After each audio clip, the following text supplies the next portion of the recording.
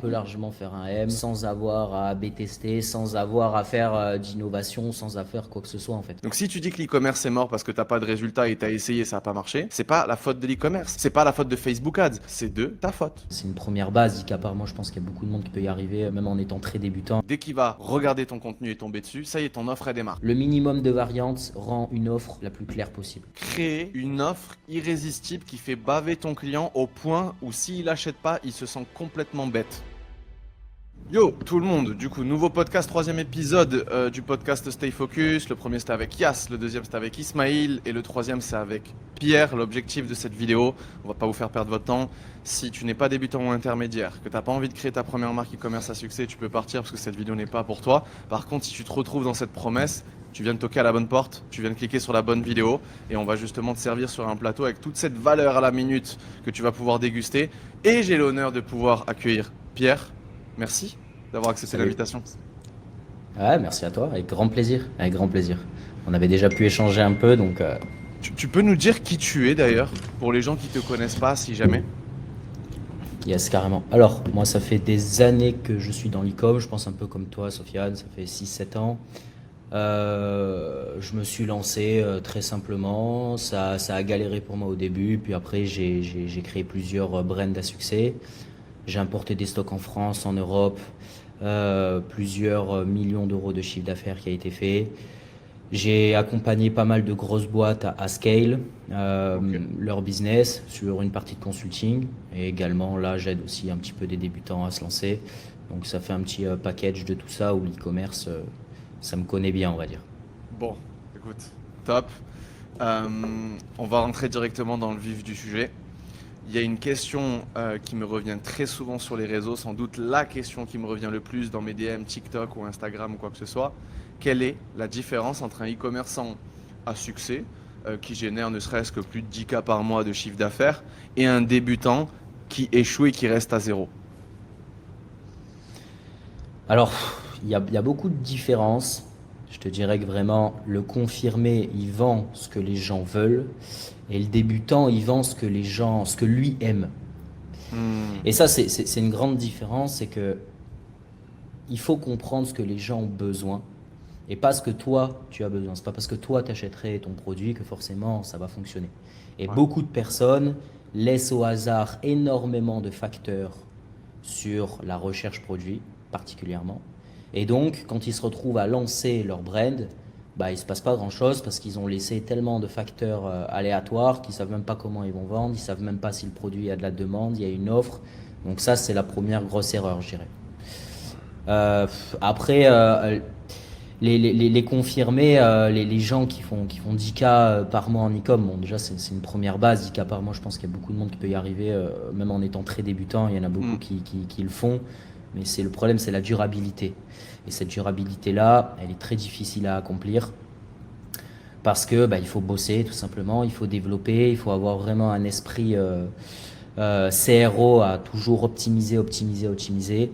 Et c'est en faisant ça qu'on arrive à péter des scores. Hmm.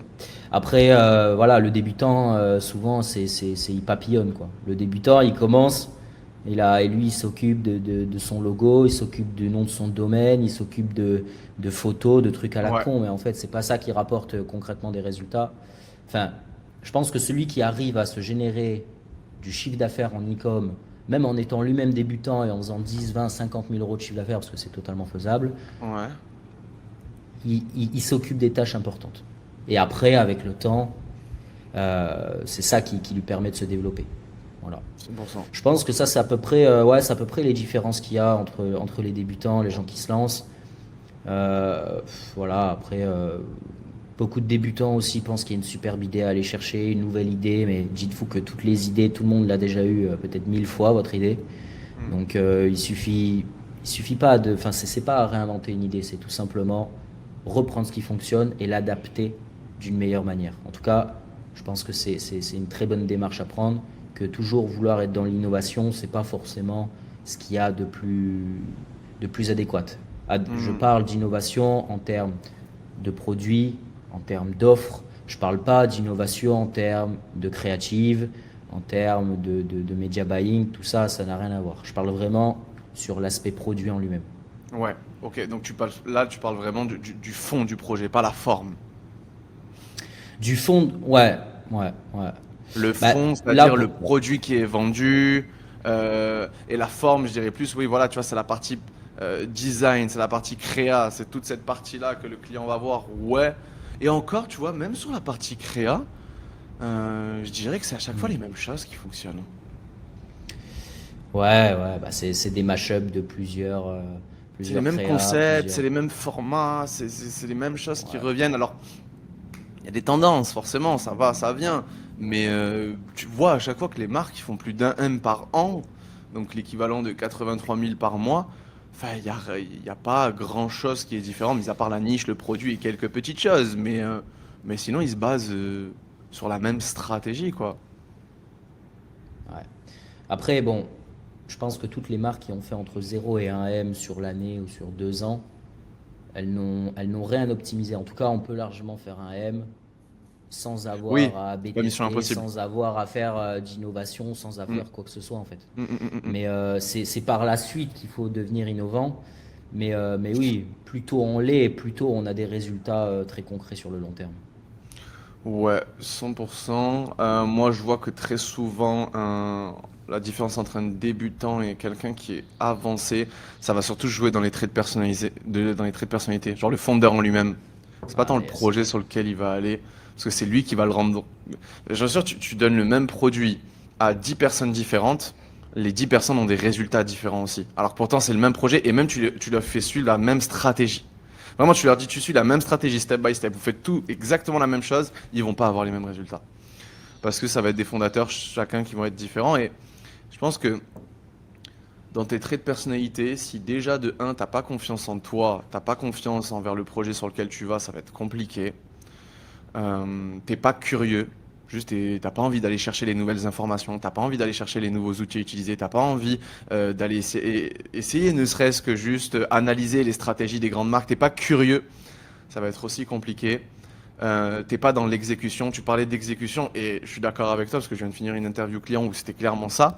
C'est le gars il bosse, mais il bosse dans le vide. C'est-à-dire pendant 10 heures par jour, il va juste améliorer son site. Et il se rend compte après 10 heures que son site était meilleur avant que maintenant. Donc en fait, il a bossé dans le vide, il n'a pas travaillé sur la bonne chose. Donc ça passe par beaucoup d'exécution et ça passe par une exécution intelligente.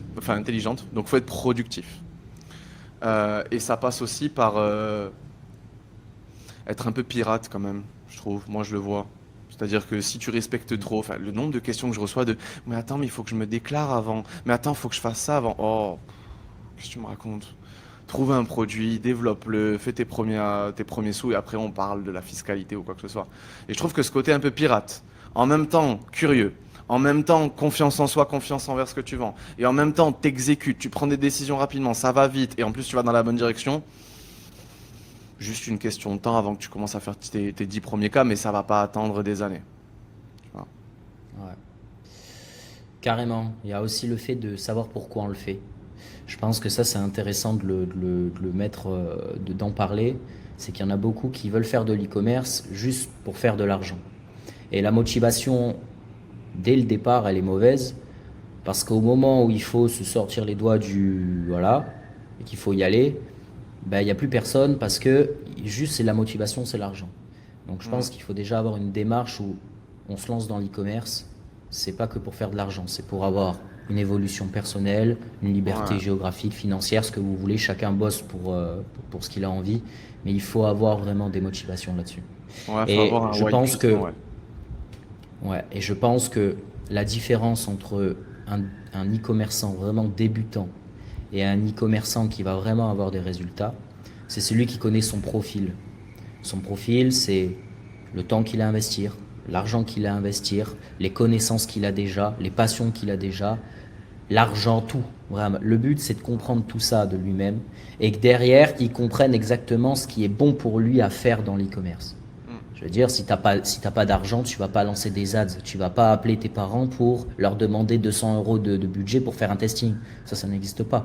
Si t'as du temps, que t'es chaud de montrer ton visage sur les réseaux, ben pars sur un personal branding, tu crées une marque là-dessus, tu trouves un concept, et là, ça prend son sens.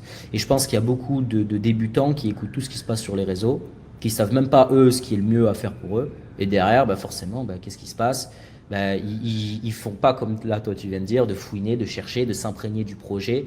Et donc, bah, forcément, tout ce qu'ils lancent, ça n'a aucun sens, quoi. Ouais, 100%. Je pense que tu combines la puissance du why, tu combines la puissance de bah, j'ai pris conscience que l'e-com est un vrai métier, ça nécessite de devenir compétent, ça nécessite déjà d'avoir un aperçu sur ma vie, ce que je peux faire, ce que je dois faire, mes compétences, mes limites, et tu adaptes ton organisation par rapport à ça, tu le couples avec les traits de personnalité. Complètement. Pour moi, là, honnêtement, en fait, après, c'est juste une question de produit, de projet, mais ça va le faire, hein. Ouais, ouais, non, 100%. complètement. Ok. L'erreur que tu vois le plus, je voulais te poser la question sur les 3 erreurs fatales d'un e-commerçant, mais j'ai envie de te poser l'erreur que tu vois le plus. La seule, la plus grosse. Moi, j'en ai Franchement, une. il y en a. Ouais, moi j'en ai plein aussi. Après, Genre, je moi, pense qu'il la y en a plus pas. grosse, celle que je vois le plus, et je viens d'en prendre conscience parce que bah, je parle énormément, tu vois, avec les élèves que j'accompagne. Et là, bah, justement, les 2 interviews que je viens de finir avec eux parce qu'ils ont eu rapidement des résultats. Et à chaque fois, alors que les deux se connaissent pas, c'est les mêmes réponses. Ils arrivent à avoir des résultats instantanés alors qu'on parle d'organique, même pas d'ads. Et à chaque fois, c'est j'ai récolté les fruits de tout le travail que j'ai fait en amont. Et en fait, de ouf. C'est-à-dire que toutes les étapes par lesquelles tu vas traverser jusqu'à ton testing, que ce soit la recherche produit, le sourcing, le positionnement, le branding, le site, si tu t'appliques, que tu les fais bien, que tu prends le temps sans forcément speedrun le truc comme un acharné parce que tu as vite envie de tester et faire de l'argent, si tu fais les choses bien et que tu crées des fondations solides, je te jure que ton testing, ça va te couler vraiment, ça va couler de source et tu vas avoir des résultats, peut-être pas instantanés, mais rapidement sans forcément faire énormément d'efforts. Parce que tout ce que tu as créé, c'est suffisamment puissant. Et un dropshipper, il a envie d'aller trop vite. Donc toutes ces étapes-là, il les fait n'importe comment. Et après, il s'étonne pourquoi il n'a pas de résultats. Et je pense que sincèrement, tu t'appliques sur les fondations, les résultats, tu les as. Et tu les as bien plus facilement que prévu. Hmm. Complètement, je te rejoins. Enfin, en tout cas, c'est pareil. Avec tous les gens avec qui je discute, c'est la même chose. Je pense, moi, je dirais en tout cas en termes de grosses erreurs, c'est un peu. Moi, je donne souvent l'exemple du mineur. Il creuse, il creuse, il creuse. Il a ça de toucher les diamants. Et Mhm. puis il s'arrête, il remballe sa pioche et il se barre. Et Ouais. souvent, je pense que c'est. En fait, c'est ça la plus grosse erreur. C'est qu'il y a du travail qui est fait, il y a de la mise en place qui est faite. Mais derrière, il n'y a pas le truc en plus pour aller chercher, pour essayer vraiment de comprendre pourquoi ça n'a pas fonctionné, pourquoi ça fonctionne, et derrière mettre en place les optimisations pour réussir. Et ça, c'est la plus grosse erreur, ne pas vouloir justement y aller à 200%, y aller à fond et essayer de ne rien laisser au hasard. Ouais. Et attention, parce que des fois ça peut être mal compris, y aller à 200%, ça veut pas dire sprinter, aller trop vite. Y aller à 200%, c'est l'intensité que tu vas mettre dans ton projet et dans chaque étape à réaliser. Tu vas faire les choses Ouais, bien complètement. pour que vraiment tu valides cette étape-là correctement pour passer à la prochaine. Mais ça veut pas dire en 7 jours, c'est bon, tu fais toutes les étapes, tu testes. Parce que là, du coup, on Ah retombe ouais, dans non, pas l'erreur du que moi tout. je vois le plus, c'est tu vas trop vite, tu fais n'importe quoi, donc c'est cata. Ouais, carrément. Je te rejoins là-dessus. Grave. Là, toi, quand tu fais toi, comment tu marches là? Tu fais de l'organique. Après, toi, tu incites à faire des ads derrière. Toi, quelle est l'erreur là que La toi, particulièrement pour tes stratégie, débutants? alors moi, bah déjà la première erreur c'est celle-ci là, c'est ce que j'ai dit, franchement c'est insane le nombre de gens qui prennent pas assez au sérieux l'e-commerce parce qu'on leur a vendu comme un plan sous et du coup bah ils pensent qu'en 2 secondes ça peut être fait. Ça vraiment c'est une énorme erreur, surtout en 2025 quand la concurrence est de plus en plus élevée, quand les coûts publicitaires ont augmenté, quand les exigences des consommateurs aussi. Tu peux plus te permettre d'arriver avec le même mindset qu'en 2017. À tort ou à défaut, t'en as certains c'est tant mieux, t'en as certains pour eux c'est négatif. Ça dépend des gens. Mais la deuxième erreur, c'est surtout de ne pas aller sur un projet qui te fait kiffer, ne pas aller sur une niche qui te passionne et ne peut-être pas être l'avatar client de ton propre produit. Parce que du coup, ton avantage concurrentiel quand tu es débutant, ça va pas être l'argent que tu vas mettre sur la table, parce que forcément, tu as des concurrents qui en ont plus. Ça va pas être les skills, parce que forcément, les compétences, tu en as qui en ont plus que toi, parce que tu es débutant. Ça va pas être l'entourage, parce que t'as pas d'équipe, tu es tout seul en caleçon dans ta chambre, donc ça va être compliqué. Ça va être la passion que tu vas mettre dans ton projet. Et en fait, si tu es heureux, tu es productif. Si tu es productif, tu avances plus vite que les autres. Et je pense qu'en allant sur une niche qui te passionne et en étant le propre avatar client de ton produit, ton avantage concurrentiel numéro un, ça va être ta productivité. Et du coup, tu vas avoir des idées. Et du coup, tu vas vouloir bosser H24. Et du coup, tu vas penser à ton projet, mais vraiment même H35. Et je pense que ça ça va faire en sorte que tu vas non seulement kiffer ton aventure, tu vas te relever quand tu vas traverser des périodes un peu down ou quoi que ce soit, et tu vas vraiment commencer à avoir tes premiers résultats. Parce que make sense, ça va faire preuve, ça va couler de source et faire preuve de logique. Je pense que être passionné, plus faire les choses bien, plus l'erreur que tu as dit de pas penser que c'est juste un truc genre tu vas à 200%, à mon avis déjà t'évites ce que 99% des gens font et qui les fait échouer. Après, je suis pas sûr que forcément on ait besoin d'être passionné de son projet en tant que tel, particulièrement son produit. Euh, je pense que évidemment c'est un atout en plus si tu C'est un deviens plus, ouais. passionné et que tu es toi-même l'avatar client de ton propre produit. Mm. Mais ça c'est toujours pareil. Je pense qu'il n'y a pas tant besoin d'être soi-même fan de son produit ou d'être lié émotionnellement à son produit parce que c'est intimement lié entre ce que toi, ton produit que tu vas lancer, si tu es trop lié émotionnellement dessus, souvent tu vas faire des choix de merde ou tu vas vouloir tester un peu trop ou tu vas donc il faut vraiment être méthodique là-dessus. C'est pour ça qu'en général, moi je partirais plus sur évidemment une niche qui t'intéresse, mais il faut être mathématique, simple, efficace. Mathématique, t'enlèves toute la partie émotionnelle pour pas te retrouver coincé. Alors après, bon, c'est peut-être une manière d'approche différente entre toi et moi. Mais évidemment, si on est passionné par sa niche et tout ça, c'est très bien. Mais il faut pas tomber dans le piège de mon produit, je l'utilise moi-même, machin, il va se vendre. Non, il faut comprendre tout ce qu'il y a avant, comme tu l'as dit là, On est aussi. d'accord. Non, on est d'accord. Euh, ouais, c'est trouver le juste équilibre. 100%. Ok. Ouais. Bon, ça c'est good. La plus grosse fausse croyance que tu vois, parce que bon, sur les réseaux, il y en a beaucoup des coachs, il y en a beaucoup des formateurs, il y en a beaucoup des créateurs de contenu dans le monde de l'e-com et du dropshipping en France. Donc forcément, il y a pas mal de choses qui passent. Est-ce que toi, tu vois une fausse croyance qui circule, que plusieurs personnes même peuvent dire, et en fait, toi, tu t'aperçois qu'en étant dans les tranchées, qu'en accompagnant des gens qui sont sur le terrain, cette croyance, enfin, elle est complètement à côté de la plaque. Tu l'as déjà dit, hein, c'est le plan sous. C'est la croyance plan sous. On se lance dans l'e-commerce parce que c'est un plan sous, ça va être facile, ça va être rapide. Non, c'est pas un jeu, c'est un Ouais, business, hein. Ça, c'est la fausse croyance que beaucoup pensent, en tout cas, de ce que les gourous du net leur font croire. Après, voilà, hein, et c'est sûr qu'il y a des énormes opportunités en e-com qui nous permettent de faire des résultats complètement fous. Mais ces résultats complètement fous s'atteignent par le fruit de ton travail. Et pas juste en essayant de trouver un produit comme ça, en faisant comme ça. Non, ouais. il faut être méthodique, il faut être carré. Donc ça, c'est la plus grosse fausse croyance, je pense. Ou alors une autre très bonne fausse croyance, c'est dire que l'e-commerce, ça marche plus. Alors ça me fascine aussi, tu Ouais, ouais. D'ailleurs, tu sais quoi, j'irai sur celle-là quand même. Elle est dingue. vois. Ouais, L'e-commerce, en vrai, elle est folle. c'est saturé. Alors tu leur réponds quoi à ces gens-là pour leur dire que en fait, non? Alors, est-ce que l'e-commerce est saturé? Pareil, tu vois, j'essaye d'être mathématique quand même. Je reprends toute l'humanité et je me dis, attends, c'est quoi l'e-commerce? C'est du troc, c'est de la vente sur Internet. Ok. Le troc, ça existe depuis qu'il y a deux êtres humains sur Terre. Il y avait du troc, il y avait de l'échange. Ok. Donc ça existe depuis des milliers d'années, voire des millions d'années. Il y a de grandes chances que ça existe tant qu'il y a des êtres humains sur Terre. Et maintenant, du troc sur Internet. Internet, ça existe depuis combien de temps? Quelques dizaines d'années, c'est assez récent.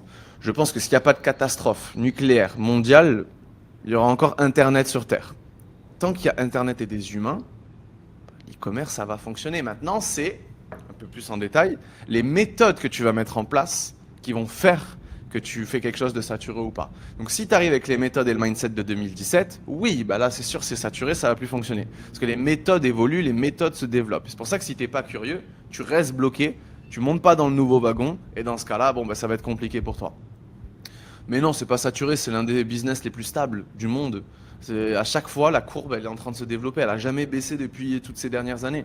Tu regardes les ventes d'Amazon, les ventes de Shopify, à chaque fois, c'est des records qui sont faits. Donc, et puis depuis 2017, je l'entends. Tous les ans, c'est Tu sais, saturé, c'est mort, ça marche plus. j'ai un exemple tout simple si tu veux qui toi aussi tu pourras utiliser qui est hyper pertinent. C'est tout simple, on est la génération Z. dis-toi qu'à l'heure actuelle, il n'y a pas tous les grands-parents, toute la génération de nos grands-parents qui achètent sur Internet. Alors imagine dans 10, 20, 30 ans, quand nous-mêmes on sera parents, quand nous-mêmes nos parents seront Hmm. grands-parents. Eux aussi, à 80 ans, ils seront beaucoup plus informés et capables de pouvoir acheter sur Internet. Et tout le monde achètera sur Internet dans 20 ou 30 ans encore. Donc on a Hmm. déjà encore toutes ces générations-là à convaincre, à former. Et donc l'e-commerce est loin d'être fini, on est au contraire même qu'au Ouais. début. Il y a ça, et l'e-commerce c'est mort, je l'ai reçu hier sur TikTok en DM, et très souvent ça vient des personnes qui remettent jamais la faute sur eux-mêmes, et tu vois ça j'ai envie de l'ajouter au trait de personnalité d'un e-commerçant qui fait 10K Ouais. versus quelqu'un qui échoue. C'est arrête de remettre la faute sur les autres. Prends la responsabilité, sois honnête avec toi. Tu es nul. T'as fait de la merde, t'es pas bon, c'est ça qui fait que t'as pas de résultat. Là, ta situation actuelle dans laquelle tu es, dans ta vie en général, c'est juste la succession, la somme, l'addition de toutes les décisions et les actions que t'as mis en place depuis que t'es né. C'est ce qui t'a emmené ici. Si ta situation te plaît pas, si les résultats que tu as te plaît pas, c'est pas la faute de ton coach, c'est pas la faute de je ne sais qui, c'est de ta faute. Point barre. Donc si tu dis que l'e-commerce est mort parce que t'as pas de résultats et t'as essayé et ça n'a pas marché, c'est pas la faute de l'e-commerce, c'est pas la faute de Facebook Ads. Facebook Ads ça marche pas. C'est pas la faute de je ne sais quoi, c'est de ta faute. C'est pas bon.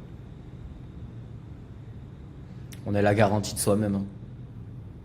C'est ouf le nombre de personnes. Et ça, tu vois, ouais, je le rajoute même en premier dans les traits de personnalité. C'est remettre toujours la faute sur soi-même. Même si c'est peut-être pas des fois totalement ta faute, le fait que tu prennes cette responsabilité H24, que ce soit dans les bons ou les mauvais moments, des fois tu vas te récompenser, des fois tu vas te punir, c'est ça qui va te faire aller de l'avant. Carrément. Donc 100%. Bah, en partant du principe que tu enlèves toute cette partie chance et que ça marche pas, machin, c'est que de ta faute. Bah, le jour où tu mets vraiment les actions en place, bah, tu verras que si t'es pas prêt à attaquer les autres en disant que c'est de leur faute et que tu fais le taf pour, Ouais. tu auras les résultats que tu veux, quoi, tout simplement. Et souvent même bien au-dessus, bien au-dessus. Hmm. Parce que là, on parle souvent de 10K, de CA en e-com ou même 10K de bénéf. Enfin, ça, c'est les premiers steps, c'est la V1 du projet, quoi. Ouais. En e-com, il y a pas de mal à faire du 1, 2, 3 KD. Enfin, c'est juste après de la méthodologie et bosser dessus, quoi. Oui, c'est Mais, pas euh, très mais loin. c'est... Pas très loin. C'est pas l'étage, Non, c'est pas le 60e étage si tu pars de zéro, le 3K day. bah, c'est un étage qui peut devenir compliqué si on n'est pas prêt à venir évoluer notre business, à aller chercher une V2, V3 pour voir plus grand, quoi, tout simplement. Et Hmm. ces V2, V3, après, elles demandent, c'est sûr, beaucoup plus de travail. Ça veut dire changer potentiellement de logistique, AB tester ses offres, mettre en place de l'email marketing. Donc ça veut dire faire appel à une agence ou à une équipe qui te gère ça. Ouais. Enfin, c'est tout ce genre de choses en fait qu'il faut développer pour avoir des résultats cohérents. 100%. 100% d'accord. Euh, L'étape la plus compliquée pour un débutant, toi qui as accompagné quand même pas mal de personnes, est-ce qu'il y a une étape qui revient où à chaque fois les débutants ils butent sur cette étape-là? Ouais. Je dirais que pour les débutants, c'est vraiment la recherche produit et les ads. Ouais. Ouais. Tu vois, à chaque fois Recherche c'est la produit, queue et la tête. À chaque fois la queue et la tête. là que, ouais, bah, mais grave, mais grave. Bah, la recherche produit, enfin là on en a parlé un peu avant, tu vois, mais la recherche produit, c'est ça, trop de personnes laissent au hasard trop de paramètres. On ne sait pas ce qui se passe sur la concurrence, on ne sait pas exactement ce qu'il y a sur la demande, on n'a pas d'axe marketing vraiment précis. Et derrière, les ads, on fait un testing, mais on teste comme ça, juste pour voir. Et non, c'est une méthodologie, comprendre les KPIs et être méthodique sur tout ce qu'on fait de A à Z. Si ça ne fonctionne pas, c'est qu'il y a une raison, c'est qu'on n'a pas mis les choses en place correctement, donc il faut venir les adapter pour derrière optimiser et améliorer nos résultats. Donc la recherche produit et les ads, ouais. Ouais. Toi, tu dirais quoi? Recherche produit aussi. Ouais, recherche Ouais, bah, produit, création de contenu. Parce que moi, du coup, bah, c'est l'organique et ensuite on scale en ads direct. Mais à chaque fois, tout ce qui est création de contenu, recherche produit, mec, c'est le plus compliqué. Euh, Comment réussir sa recherche produit? Tiens, on va rentrer un peu là dans le détail. ouais. Les points principaux là pour une recherche produit, c'est vraiment ton axe marketing, le time to market, l'offre sur le marché et tout ce qui va toucher à la rentabilité et la qualité de ton produit. Alors, Ça, qu'est-ce que c'est tu appelles vraiment c'est time les to points market? principaux. Le time to market, c'est la puissance qu'a un produit pour se vendre à un instant T. Par exemple, là, actuellement, on est en octobre, on tourne ce podcast en octobre, on arrive dans les périodes de Noël. Donc, le time to market, ça va être de vendre un produit qui va coller plus à cette période. Hmm. Sinon, le time to market, c'est vendre un produit potentiellement qui n'a pas été encore connu sur le marché français. Et donc, il faut éduquer le marché français à ce produit-là. Ou alors, ça c'est le avant, et le après, c'est le produit a déjà été trop éduqué, et donc c'est très compliqué de s'implanter parce qu'il y a déjà énormément de concurrence, il y a déjà énormément de grosses brands qui sont dessus, et donc forcément, le time to market est déjà un peu passé. Donc le time to market, c'est ces deux choses. Par rapport à l'actualité produit et par rapport à la saisonnalité. Et ça, c'est vraiment le time to market, j'en parle parce que c'est très important de le mettre en avant. C'est que souvent, on va te parler de produits gagnants, de machins, de trucs, mais c'est... Des fois, tu vas lancer un produit en janvier, ça va pas marcher. Tu vas lancer un produit en juin, il va cartonner. Parce que c'est la saisonnalité, parce que c'est le bon moment pour le lancer. Et ça vient par l'offre, la demande, la demande exacte qu'il y a sur le produit en lui-même. Pas tant sur le produit, mais sur le problème qu'il résout. Voilà. Ouais, et pour un débutant, tu vois, qui a envie d'avoir un bon time to market, que même je pourrais conseiller, quand tu analyses ton produit pour identifier ce time to market, tu as un Google Trend, déjà, la base. Google Trend, tu regardes sur 5 ans, marché francophone, et tu regardes s'il y a des pics. Et tu vois que très souvent, il y a des pics à certaines saisons, et c'est à chaque fois les mêmes tous les ans. Et ben, tu arrives au tout début du pic, une semaine avant, tu as déjà lancé. Au moins, ça prend effet boule de neige. Tu as aussi l'engagement sur les réseaux sociaux qui peut être cool. Tu tapes le nom de ta niche, le nom de ton produit, un champ lexical qui est autour de ce que tu as envie de vendre. Tu regardes sur sur la dernière année et tu vois si les vidéos qui ont le plus pété, c'est à chaque fois au même moment, aux mêmes dates, à la même période. Et tu vois que justement, tu arrives à cette période-là, tu arrives à la connecter. Tu vois que c'est à chaque fois Google Trend. Donc tu vois qu'il y a quand même un lien. Bon, tu as ta saisonnalité et ton time to market. Juste avec ces deux choses-là, je pense que ça peut être déjà intéressant. Et tu mets aussi un peu de logique. Tu vends un produit qui permet Ouais, de diminuer l'allergie au pollen. Bah, tu vas le vendre justement quand il y a le pollen, donc début d'été et toute cette saison-là. Tu vas pas le vendre en hiver. évidemment. Alors, pour des produits qui sont un peu moins saisonniers ou c'est un peu moins clair, justement, là, tu donnes l'exemple des produits avec les allergies, machin, ce genre de choses. Il y a des produits qui sont un peu moins clairs, mais il y a une très bonne stratégie, c'est aller sur la Facebook Ads Librairie, aller checker tout ce qui s'est vendu, Facebook Ads Librairie, Trend Track, un Ads Tool, il en existe plein, et checker tout ce qui a tourné l'année dernière à la même période. Et déjà, très simple, tu seras très vite au courant de ce qui s'est passé sur le marché l'année dernière, si ton produit a existé sur le marché l'année dernière, et qu'est-ce qui est possible de faire 100%. par la suite. Trend Track, très cool en plus, ouais. Trend Track, ça peut être grave intéressant parce que si tu as la version payante, tu peux voir, tu vas avoir un aperçu des ads actives sur le compte Facebook depuis les 12 derniers mois. Donc tu vois quand il y a eu des pics d'ads justement qui ont été actives. Donc là déjà ça peut faire un aperçu. Et en vrai tu connectes, tu synthétises toutes ces datas là, tout ce qu'on a dit, le ads librairie, l'engagement sur les réseaux, le Google Trend, bon, tu as un aperçu du time to market. Complètement. Complètement. Ok, ouais, 100% d'accord. Mais ouais, voilà. Voilà les points principaux. L'axe marketing aussi, très important. Vraiment, c'est faire un point précis sur le message, le positionnement qu'on veut faire passer. Et c'est ce qui définira aussi tout notre branding derrière. Donc ouais, non, axe marketing hyper puissant. Voilà, et également la rentabilité et la qualité produit. On veut créer un business, donc on veut évidemment être rentable sur notre produit, donc avoir un sourcing qui est intéressant, un prix de sourcing qui est bon. Et un prix de sourcing, c'est le prix qu'on peut avoir via notre fournisseur en Chine ou via un fournisseur français, européen, peu importe avec qui vous travaillez. Et la qualité du produit sur la longévité. Est-ce qu'on peut faire de la récurrence? Est-ce que le produit résout réellement le problème? Est-ce que notre produit ne combat pas une solution qui est moins bonne par rapport à ce qui se passe sur le marché? Tout ce genre de choses, c'est très important parce que si vous ne prenez pas en compte la rentabilité et la qualité du produit, bah peut-être que vous allez cartonner pendant 3 mois, mais par la suite, tout va se cracher parce que vous n'avez que des clients qui ne sont pas satisfaits et vous ne résolutionnez pas forcément le problème de votre client. Ouais, 100%. Même ta santé Toi, mentale, elle prend un coup. ouais, carrément, en plus de toi-même, 100%. Ouais. Toi, ce serait quoi tes points principaux, Sofiane? Dans la recherche produit? Ouais, ouais, recherche produit. Alors après, enfin là, ta question, c'était quoi? C'était les points principaux Ouais, en c'était e-com sur ou la dans recherche recherche produit. En produit? fait, si tu veux, sur les deux erreurs. Ah, ok, Ouais. pardon. Alors, je suis un peu à côté. Ok, Non, mais tu ouais. as bien fait parce que même le sourcing, c'est quand même un point ultra important et le plan économique, c'est avant tout genre le cœur de ta marque et si tu le prends pas en compte, c'est sûr que tu peux te faire dévorer. Donc tu as eu raison quand même d'aller sur ce sujet-là. Mais sur la recherche produit, non, je suis 100% d'accord avec ce que tu as dit. Moi, je regarde très souvent ouais, tout ce qui est valeur perçue et n'importe quel produit sur Terre vient combler un manque. Que ça soit un t-shirt, ce que tu veux, une bouteille d'eau, ça vient combler un manque.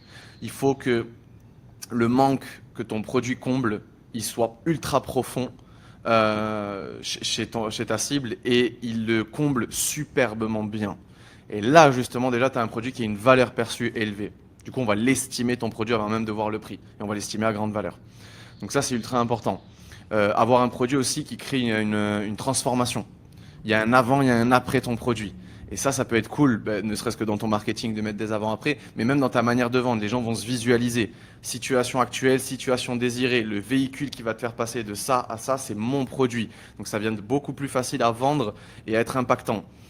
Valeur perçue, plan économique, les 75% de marge brute. Moi, j'aime bien vendre des produits 70 euros minimum, à part s'il y a de la récurrence. Là-dessus, on est d'accord que tu peux le vendre moins du moment que les gens rachètent. Mais si c'est un produit unique, 70 euros, 60 euros, pour vraiment faire de l'argent, je préfère faire beaucoup d'argent par produit plutôt que faire beaucoup de marge. Parce que tu en as qui vont toucher leur produit à 5 euros, ils vont le vendre 35. Yes, trop bien, je fais du x 7. Alors qu'en vrai, si tu le touches à 10, mais tu le vends à 60, peut-être que tu fais pas du x7, mais tu fais plus d'argent par commande. Et du coup, à la fin de journée, tu as plus d'argent que ton concurrent. Et le but, c'est que tu aies plus d'argent que toute ta niche réunie pour que tu puisses réinvestir dans ton marketing et prendre la tête. Donc, je regarde beaucoup le plan économique. Je regarde l'efficacité du produit. Forcément, est-ce qu'il est efficace? En combien de temps? Est-ce qu'il y a un effet waouh? C'est trop bien pour le contenu quand ton produit il est sexy, quand ton produit il donne envie. Pour le hook, etc. Je regarde beaucoup ça. Et la récurrence, mais je trouve ça optionnel. Tu peux très bien réussir sans produit récurrent.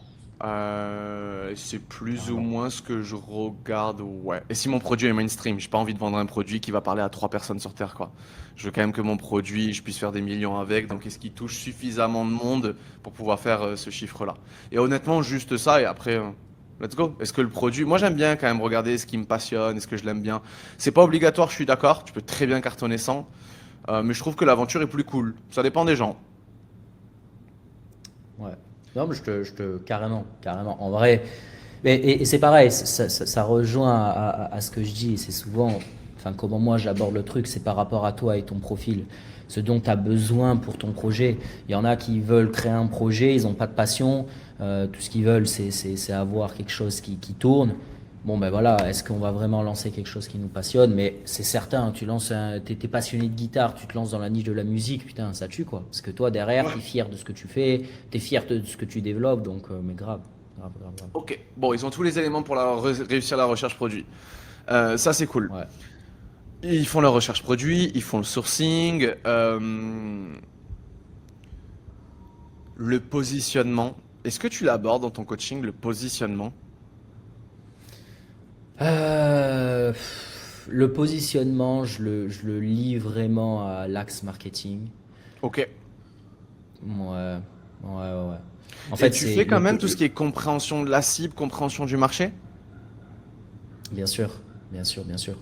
En fait, le positionnement, qu'est-ce que c'est? C'est notre produit, en fait, c'est juste d'une phrase claire, être capable de dire, voilà, vous êtes dans cette situation, donc le problème, mettre en évidence le problème. Donc nous, on a la solution pour résoudre ce problème. Voilà. Ouais. Ça va être notre positionnement. Donc, derrière, c'est vraiment notre axe marketing qui est caché. Ok. Euh, tout simple, tout simple. Ouais. 100%. Ouais, le positionnement, moi je regarde très souvent, tu vois, la connaissance cliente. J'ai besoin de connaître mon client sur le bout des doigts, j'ai besoin de le connaître mieux que lui se connaît, j'ai besoin de connaître ses données démographiques et psychographiques, que ça soit son âge, ses centres d'intérêt, etc. J'ai besoin de savoir ses désirs, ses frustrations, ce qu'il a déjà testé, pourquoi il n'a pas été satisfait, est-ce qu'il est ouvert à tester de nouvelles choses, pourquoi, etc., etc. Connaître le produit pour que les gens me voient comme un expert. Donc dans quel environnement on utilise mon produit, les limites, les bénéfices, les objections, les alternatives, comprendre mon marché, j'ai combien de concurrents, qu'est-ce qu'ils font de bien, qu'est-ce qu'ils font de mal, à quel point ils sont actifs, sur quel canal d'acquisition ils sont le plus actifs. Et une fois que j'ai tout ça, créer ma différenciation. Qu'est-ce qui va me différencier des autres? Sur quel axe marketing je pourrais justement me focus? Et dès que j'ai tout ça, je considère que la suite, c'est vraiment du pipi de chat. La création de site, la création de l'offre, le copywriting, genre, tout devient beaucoup plus simple parce que tu as tout fait. Tu as juste à reprendre les éléments que tu viens de créer avec ce travail réalisé. Donc je trouve que c'est peut-être même l'une des choses les plus importantes, tu vois, d'un projet pour ensuite accélérer et simplifier le positionnement. Ouais, complètement. En fait, c'est aller vraiment chercher ce qui se passe sur les réseaux. En fait, c'est vraiment fouiner et retourner un peu tout ce qui se trouve que ce soit sur les réseaux, sur Google. C'est ça qui vous donne vraiment les réponses. Alors après, toi, je sais qu'on en avait discuté, et bon, là, c'est un petit peu ce que tu dis aussi, c'est vraiment d'aller chercher, même sur les réseaux, d'aller voir ce qui se passe chez un potentiel client, lui demander, potentiellement mettre en place tout un doc, un questionnaire pour voir, lui, s'il a bien conscience de son problème, comment ça se passe pour lui, quelle solution il kiffe par rapport à son problème, etc. Donc ça, c'est très intéressant. Sur Internet, on a énormément d'informations. Le champ lexical du client, il peut très vite être compris si on fait ces recherches-là. Et quand on est suffisamment imprégné, ben voilà, comme tu dis, hein, c'est du pipi de chat, on a tout fait en avance. Et quand on vient faire notre positionnement sur notre boutique, ben on a notre axe et on sait exactement comment s'exprimer sur notre boutique pour créer une offre qui est puissante. 100%. Et tu vois, on parlait de curiosité, c'est ça la curiosité. Tu vois, tu disais aller chercher, aller fouiner, curiosité. Ouais. Et ça, il y a pas tout le monde hein, il y en a plein, ils font du chat GPT, ils font du copier de chat GPT, et c'est fou, hein. Mais alors, c'est un super outil, c'est génial, c'est super. Mais il y a des pincettes. C'est que du à peu près en fait. Moi, les boutiques chat GPT, là, j'en ai plein, on fait des calls, ils me demandent, machin, mais c'est que du chat GPT, il n'y a rien qui est vraiment concret, qui est vraiment construit, il n'y a aucun ordre dans les pages produits, enfin, c'est naze, c'est naze. Et même, il n'y a rien qui est compris, c'est du copier-coller, tu fais même pas l'effort d'essayer de comprendre. Et ça revient à ce que je dis, c'est que ça, c'est l'erreur. Tout le monde fait une recherche, tout le monde lance son truc, ils savent même pas comment ils vont vendre leurs produits, ils laissent tout au hasard, ils savent même pas toute la concurrence qu'il y a sur le marché, ils savent même pas s'il y a une réelle demande. Donc vraiment, enfin, l'e-commerce, c'est un business, c'est pas un jeu, il faut construire ça d'une manière carrée, hein. Et c'est ça qui vous fera réussir, hein. Franchement. Ouais, 100% d'accord. Ok, donc tu fais le positionnement. Ensuite, tu attaques tout ce qui est branding site. Sur le site, on va pas aller sur l'entièreté, mais on va surtout aller sur la partie offre. Comment créer une offre irrésistible qui fait baver ton client au point où s'il n'achète pas, il se sent complètement bête? Comment arriver à ce niveau-là avec ton offre? Toi, c'est quoi ta méthodologie? Comment tu arrives à en créer une? Alors moi, tout ce qui concerne l'offre, je vais parler de CRO. Pour ceux qui ne savent pas ce que c'est, CRO, c'est Conversion Rate Optimization. Le CRO, c'est tout ce qui va toucher à notre bloc produit en particulier. Le bloc produit, c'est tout ce qui se passe entre vos images produits, votre titre de votre produit, jusqu'au bouton ajouter au panier, acheter. Voilà. Toute cette partie-là, l'offre, c'est ça, l'offre. Ok. Derrière, l'offre, c'est une offre irrésistible. Là, pour répondre à ta question, on peut la mettre sous format d'un bundle, une offre sur la quantité, une offre avec des produits complémentaires, une offre avec des cadeaux. Ça va vraiment venir rendre notre offre unique et également irrésistible. Si on est capable de faire des réductions sur le prix, sur la quantité, ou offrir des cadeaux dès qu'ils achètent 2-3 produits ou un produit différent, peu importe, hein, j'ai pas vraiment d'exemple. Là, ça va devenir une offre qui est très intéressante, qui est unique et qui se différencie des autres. Après, il y a vraiment les mock-ups en termes d'offres aussi. C'est très très intéressant. C'est ce qui va rendre votre offre unique en fait. C'est que les gens ils lisent plus sur le net. Après tout dépend. Moi par exemple là je vends des culottes pour vieilles. Des culottes pour vieilles qui sont, je vais vous donner au moins c'est clair. L'axe marketing c'est pour des dames qui ont des fuites urinaires et des dames qui sont en surpoids. Pourquoi je suis arrivé sur ce marché-là? Parce que tout simplement, je voyais des commentaires, je voyais sur les réseaux, putain, j'ai des fuites urinaires, je suis en surpoids et j'ai pas les tailles qu'il me faut. Voilà. Moi, c'est bien, ça donne l'exemple parfait, ça retrace là tout ce qu'on a dit. Et derrière, moi, pour créer une offre irrésistible et l'offre qui leur convient, j'ai proposé des tailles, j'ai des images produits qui montrent des femmes qui correspond à mon avatar client, donc des dames qui sont en surpoids, qui sont également vraiment obèses et qui montrent vraiment voilà, comment ça va résoudre leurs problèmes. Et donc, pour l'offre, en termes de CRO, je mettrai vraiment voilà, mock-up et bundle, produits complémentaires qui s'ajoutent en plus. Pourquoi les gens n'achètent pas sur une boutique? Soit parce que c'est trop cher, soit parce qu'ils n'ont pas confiance. Soit c'est trop cher, donc ça veut dire que votre offre, vos images produits ne donnent pas assez confiance. Vous n'avez pas sur votre blog produit peut-être des avis clients ou suffisamment de social proof qui donnent envie. Soit c'est trop cher, soit ils n'ont, je me suis perdu dans ce que je disais, mais voilà, soit c'est trop cher, soit ils n'ont pas confiance. Et après voilà, il y a les mock-ups, les mock-ups qui rassurent. Et sur votre offre, la dernière chose, c'est de mettre potentiellement ce qui vous rend unique, c'est-à-dire qu'une personne, il faut surtout pas qu'elle se dise, moi ce produit-là, je peux l'acheter sur AliExpress ou Amazon. Il faut que ce produit-là, elle se dise, putain, je peux l'acheter qu'ici. C'est ce produit-là qui résout mon problème. Et c'est cette offre-là qui me convient. Et ça peut s'ajouter voilà, avec des cadeaux, une offre sur la quantité. Ça peut être un e-book avec un e-book très bien marketé, par exemple un pack pour justement ne plus avoir des fuites urinaires. Enfin, j'en sais rien. Mais voilà, c'est ce genre de choses, en tout cas, sur l'offre que moi je mets en place. Et c'est ce que j'apprends aussi avec les gens avec qui je bosse. Ok, smart. Alors, de mon côté, moi, l'offre. Quel est le but d'une offre? C'est de vendre. C'est quoi la base de la vente? C'est un transfert de confiance. Ok, comment je peux créer confiance avec mon offre? Alors, l'offre, ça passe par l'expérience prospect. Donc, ça passe du premier point de contact jusqu'à il est en train de mettre ses codes de carte bleue. Donc, dès qu'il va regarder ton contenu et tomber dessus, ça y est, ton offre, elle démarre. Donc, c'est pas juste ton offre commerciale de un acheté, un offert. Donc, ça passe par déjà tes contenus. Donc, avoir une diversité, etc. Une diversité de contenus, peut-être te montrer si jamais on voit le fondeur, c'est encore mieux. Pour ce transfert de confiance, parce que c'est toujours ça, la pierre angulaire, c'est donner confiance. Bah, si tu vois le visage du fondateur, il y a de la confiance qui se crée. Si tu vois que la marque elle est active, il y a de la confiance qui se crée. Si tu vois que la marque elle diversifie ses contenus, il y a de la confiance qui se crée. Donc en fait, il faut toujours qu'il y ait de la confiance. Dès que la personne arrive sur le site, il y a une intention d'achat. Elle n'est pas au maximal, sinon elle aurait déjà payé, mais il y a une intention d'achat qui est déjà créée grâce à tes contenus. Tu vas pas sur le site de Nike si tu n'as pas envie d'acheter du Nike. Tu y vas parce que tu as l'intention d'acheter du Nike, mais tu n'es encore pas sûr à 100%. Tu as envie de voir les articles, etc. Donc part de ce principe que déjà la personne elle a une intention d'achat, elle n'est pas à 100%, et elle est un peu sceptique parce que c'est la première fois qu'elle arrive sur ton site. Parce que ton site, c'est pas Apple, c'est pas Nike, c'est pas quoi que ce soit.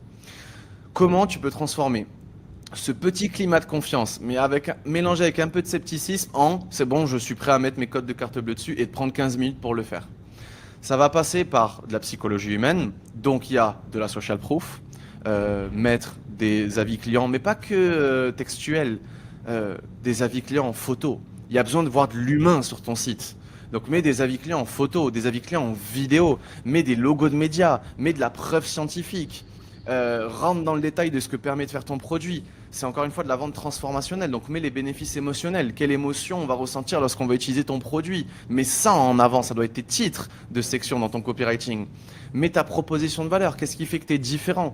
Fais en sorte d'avoir des belles images, pas un truc AliExpress. On veut pas des images dignes d'un shooting à 3000 balles, mais avec Nano Banana, Seedream et toute l'IA qui est à disposition, tu peux faire quelque chose de très clean. Et c'est toutes ces choses-là combinées qui vont créer un climat de confiance si c'est bien fait. Si tu gères au minimum l'aspect design pour que ça soit aéré, minimaliste et que ça soit cool. Et dans ton offre commerciale, pète le plus de freins à l'achat. Pas de livraison payante. Une garantie, pas une garantie de 15 jours. Tu mets une garantie de 60 jours. Tu as confiance en ton produit. Tu l'as déjà testé. Tu sais que c'est de la bombe. Donc 60 jours de garantie. Livraison rapide. Offerte, pas gratuite, offerte, ça change tout. Parce que du coup, ça crée quelque chose de putain, il est en train de m'offrir quelque chose, donc je me sens redevable de lui rendre quelque chose. Donc livraison offerte, tu garantis 60 jours, tu offres des produits, donc pourquoi pas un e-book, même des produits qui te coûtent rien, mais un e-book, une garantie de livraison sécurisée, ça vaut que dalle, hein, tu parles dans le vide en faisant ça, mais c'est quand même quelque chose.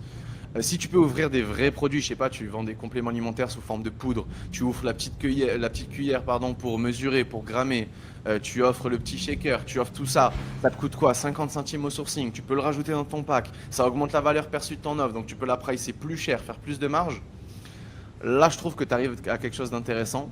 Et le dernier truc, c'est que ton offre soit claire à comprendre. Tu peux faire un bundle, tu peux faire tout ça, mais il faut qu'il soit clair. Fais pas un bundle avec 10 palettes de couleurs, avec 10 000 tailles. Non, fais quelque chose de clair, concis. On le comprend en un clin d'œil. Il faut qu'un gamin de 8 ans ou une grand-mère de 70 piges, elle puisse comprendre ton offre en 2 secondes.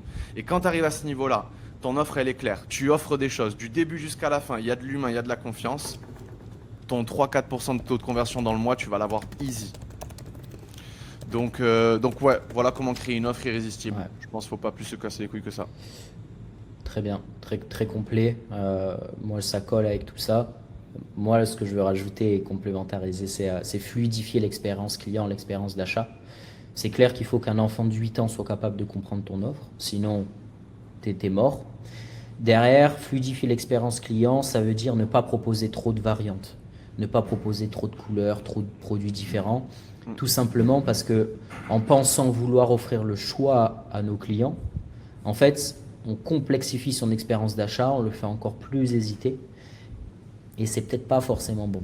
Si vous avez par exemple, vous validez un produit, vous avez 6 couleurs différentes. Vous êtes seul à savoir, vous qui a 6 couleurs. Moi, je vous invite, je pense Sofiane confirmera ce que je dis, c'est d'avoir 2-3 couleurs maximum pour vraiment que le client il ait le moins de choix possible, le moins d'hésitation possible. On complexifie pas, on croirait que fluidifier l'expérience d'achat, c'est offrir plein de couleurs, offrir un choix de ouf. Pas du tout, vraiment pas. Le minimum de variantes rend une offre la plus claire possible. Voilà. C'était le petit point à rajouter sur une offre. Après, il y a également rajouter de la rareté, de l'urgence, tout ça, mais ça vient après en A/B testant nos offres et en voyant ce qui fonctionne le mieux, quoi. Bon sang. Je suis d'accord. Ok, tu viens de créer ton offre, tu viens de créer ton site, tu as ton positionnement, tu as tout qui est prêt. Comment tu testes? C'est quoi ta stratégie de testing? Sur Facebook Ads, tu veux dire ou... Bah toi, quand tu testes un Ou en produit, général. c'est quoi la démarche? Ouais. Alors moi personnellement, la démarche elle est simple.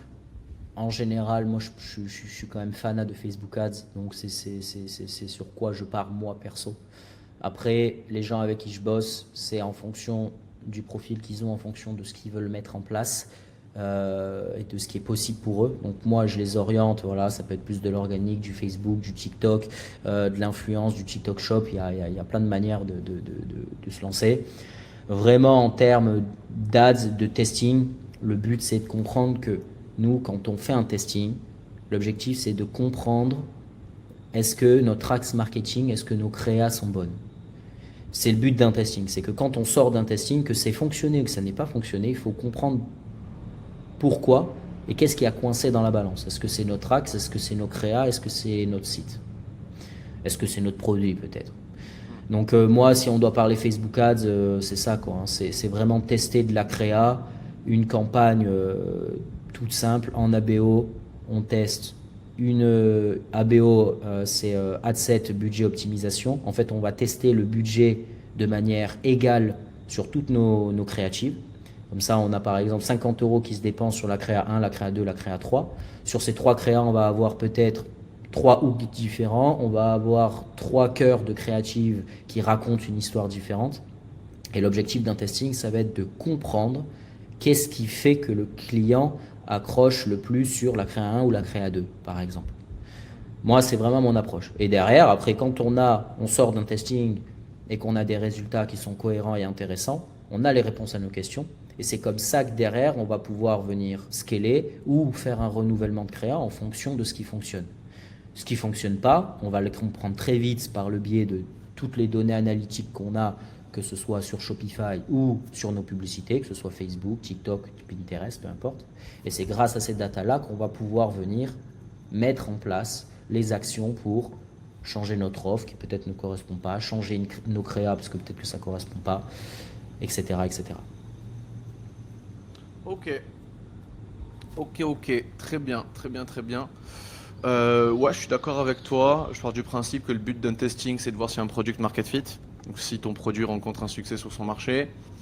Alors moi, je fais tester les débutants en organique, ah ouais, directement, je les mets dans les tranchées. Je dis vas-y, parce que t'es pas compétent, parce que t'as pas énormément de budget pour faire de l'ads, ou t'as pas un budget conséquent. Donc je trouve ça smart, c'est gratuit, ça coûte rien, tu peux rapidement avoir des résultats parce que tout ce que tu as fait en amont, ça a du sens. Donc c'est cool, t'es pas obligé de montrer ta tête non plus. Donc nous on démarre en organique, on crée beaucoup de contenu, un gros volume, on part de zéro, on n'achète pas d'abonnés et on fait énormément de veille pour savoir qu'est-ce qui fonctionne à l'étranger, dans le marketing, pour ensuite le reproduire, le retranscrire sur notre projet. Et toutes les 24 heures, tu analyses le contenu que tu as posté la veille pour le décortiquer et le comprendre. Donc tu prends une équation très claire, l'angle marketing fois le format, fois le persona, fois le produit. Et tu décortiques à chaque fois chaque élément de chaque vidéo qui a été virale ou qui a fonctionné, qui a fait des stats. Et à chaque fois, tu vas voir que dans ta niche, l'équation est la même. Tu reprends cette équation pour la retranscrire toi avec ton storytelling, avec ton branding, avec ton persona. Et généralement, quand tu fais pas en sorte de réinventer la roue parce que ça marche pas, ça commence à avoir du résultat. Et dès qu'on a du résultat et qu'on arrive à le stabiliser sur à peu près 7-10 jours, qu'on arrive à faire 3-4 ventes, bah, vu que c'est gratuit, ça coûte rien, on réinvestit le budget, on reprend les créas qui ont bien staté et on les met en créa méta. Et là, nous, on scale avec Meta Ads aussi, direct. Et en même temps que tu continues l'organique, là, tu as Meta qui tourne. Les gens qui sont sceptiques, ils vont aller sur ton compte Insta. Il y aura de la social proof parce que tu mets des stories tous les jours, parce qu'il y a des contenus, parce que c'est cool. Et en plus de ça, bah, tes créas ont déjà fait leur preuve en organique, donc ça a de grandes chances de fonctionner. Et ton budget, c'est pas ton budget de ton portefeuille en perso, c'est le budget de ton business que tu as généré. Donc c'est cool, ça s'autofinance. Ouais. Après, pour les personnes qui n'ont justement pas ce profil-là de faire de la création de contenu, qui n'ont pas du tout les codes, je pense peut-être à des débutants qui ont peut-être plus de la trentaine, qui n'ont jamais fait de contenu, qui n'ont peut-être pas un bon téléphone, qui n'ont pas l'équipement, qui n'ont justement aussi pas le temps parce qu'ils ont un taf, qu'ils ont des enfants, etc. Tu leur conseilles aussi de partir sur l'organique ou tu les envoies directement sur du Facebook Ads? Moi, en vrai, il y a des profils, des fois, genre, j'ai juste fais pas d'e-com. Enfin, moi, il y a des profils, je leur dis, je sais pas pourquoi tu fais de l'e-com. T'as rien à disposition de prêt pour te lancer en e-com. Alors peut-être dans un autre business, hein. Peut-être que t'es trop fort pour cueillir des champignons dans la forêt et que tu peux être un millionnaire en faisant ça.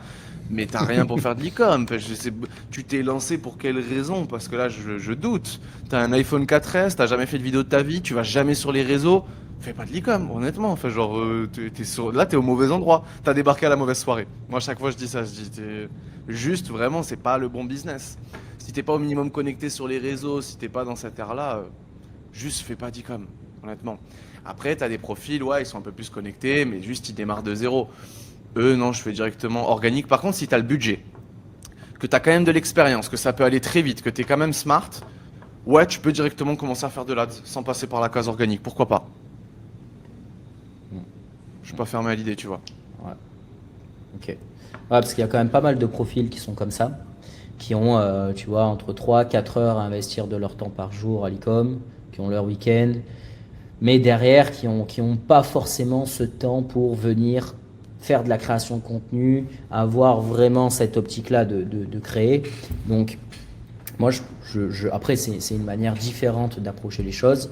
Alors, c'est sûr que on prend toujours plus de risques en venant sur du Facebook Ads directement sans avoir testé en organique. Moi, je vais te dire honnêtement, c'est pas ce que je fais de tester en organique avant, même si je trouve ça très pertinent. C'est juste que ça prend du temps et ça demande énormément de travail et de compréhension. Alors, en revanche, ça permet d'acquérir énormément de compétences. Et quand tu arrives sur Facebook Ads avec les stratégies que toi, tu préconises, bah forcément, tu es un killer parce que tu vends sans problème, tu as déjà un pixel qui est entraîné parce que tu as déjà fait venir des gens sur ta boutique, des gens ont déjà acheté, tu as déjà validé ton offre, tu as déjà validé ton produit, enfin, tout est carré. Mais je pars du principe quand même que celui qui prend les risques aura toujours des résultats soit plus rapides ou de meilleurs résultats. Là, moi, Facebook Ads, c'est vraiment quelque chose que je recommande. Si les choses sont faites correctement, concrètement, c'est on lance, on a des résultats et on adapte en fonction. En tout cas, toutes les personnes qui se lancent sur du Facebook Ads, qui font des mass testing et qui ne sont pas rentables et que derrière ils lancent des nouveaux produits, enfin ça c'est pas possible, c'est vraiment pas possible. Non, faut arriver avec une méthode. Il faut arriver avec une méthode, une stratégie bien claire, nette et précise. Et c'est en se lançant sur Facebook Ads. Après, derrière, bon, bah, tu vas faire peut-être 200 euros de chiffre d'affaires sur ton testing. Tu auras peut-être dépensé 200 euros en pub. Tu as perdu de l'argent parce qu'il faut payer ton fournisseur.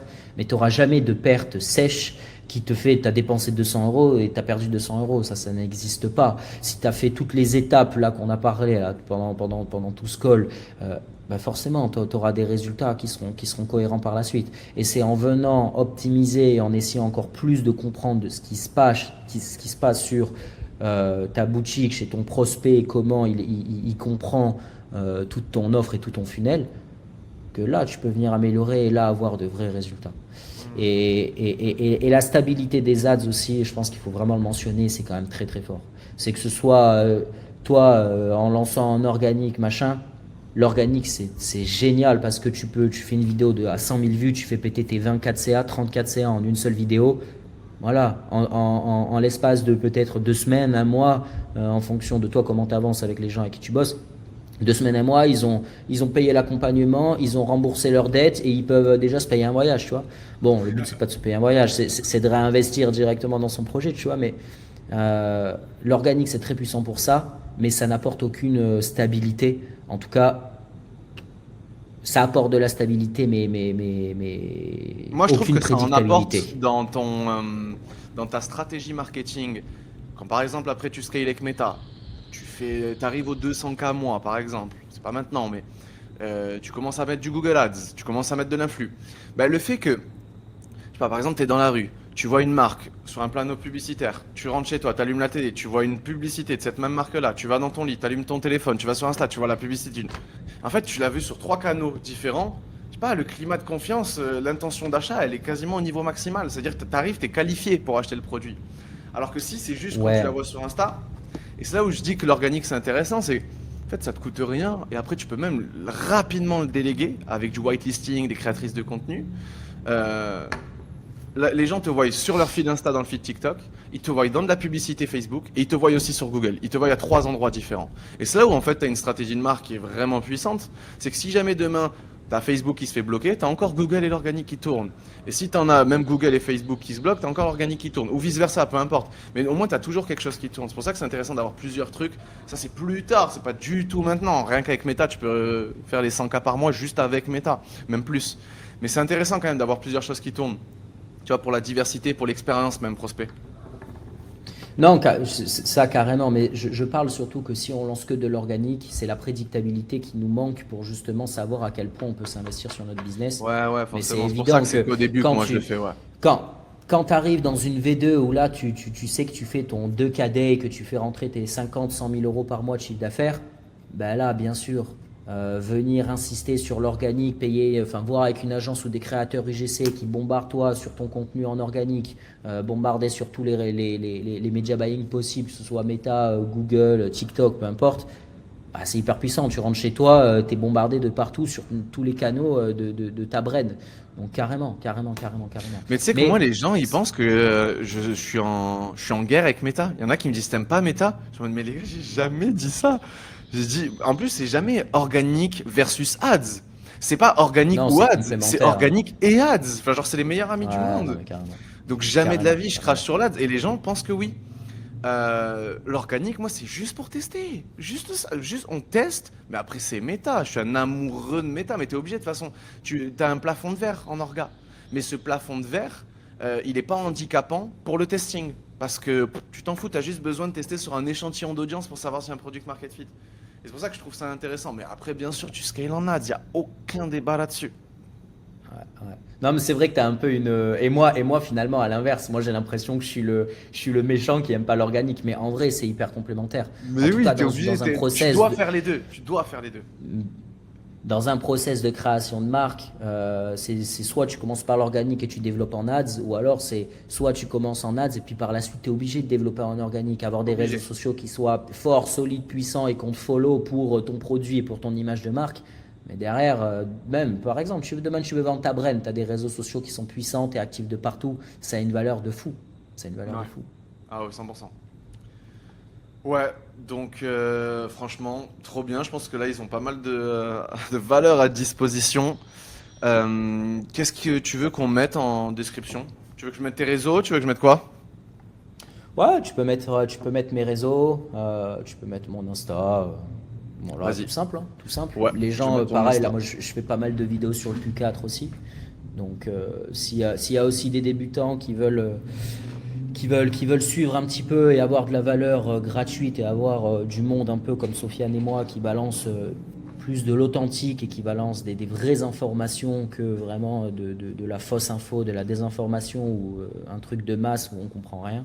C'est intéressant de nous suivre tous les deux. En tout cas, là, nous, on a des propositions de valeur qui sont différentes tous les deux. Suivez vraiment Sofiane pour ce qu'il propose. Moi, là, petite anecdote, un truc tout simple. Euh, j'ai eu un gars au téléphone qui était chaud de bosser avec moi. Et il m'a dit, ben là, j'ai un call qui suit après. Et il avait un call avec toi. Quoi? Et final, ouais, ouais, et il a décidé de partir avec toi. Et bon, on a discuté tous les deux. Et il m'a dit, ah, ben, qu'est-ce que tu penses de Side Focus et tout ça? Je dis, mais mec, mais vas-y, les yeux fermés. Vas-y, les yeux fermés. Que tu bosses avec moi ou que tu bosses avec Stay Focus, tu seras entre de bonnes mains. Et franchement, vas-y, fonce. Fonce. Putain, incroyable. Non mais mec, en tout cas, de même, allez suivre Pierre à fond. Je vais mettre ton Insta, je vais mettre ton YouTube parce qu'il y a une dernière vidéo que tu as sortie que tout le monde devrait voir, justement l'étude de cas d'élèves que tu as Ouais. accompagnés. Je vais mettre tout ça en description. Dans tous les cas, c'est loin d'être fini, on se refera des vidéos ensemble là-dessus pour un deuxième épisode ou autre. Merci à tous d'avoir regardé cette vidéo jusqu'à la fin. Abonnez-vous, regardez même les autres vidéos et on se dit à très vite. Ciao tout le monde!